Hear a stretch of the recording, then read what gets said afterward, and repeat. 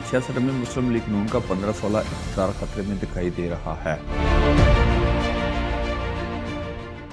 हल्का पीपी 36 पर भी पीटीए के हमायत याफ्ता उम्मीदवार चौधरी महमूद चट्टा की गैर हतमी गैर सरकारी नतायज के मुताबिक वाज़ेह बरतरी हासिल है।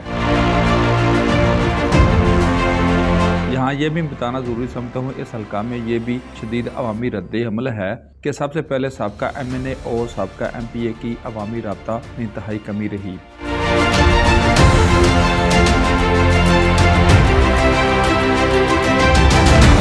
महीने की PDM हुकूमत में महंगाई, इमरान खान को जेल में बंद करना अवामी रद्द अमल का हिस्सा है और PTI का सोशल मीडिया का इस्तेमाल इतना शानदार रहा कि उन्होंने नून लीग के मुखालफिन को चारों शानों च्युत कर दिया।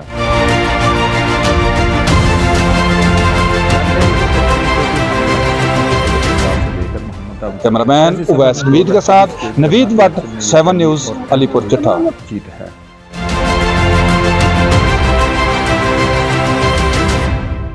कैमरामैन उवैस हमीद के साथ नवीद भट्ट, 7 न्यूज़, अलीपुर चट्टा।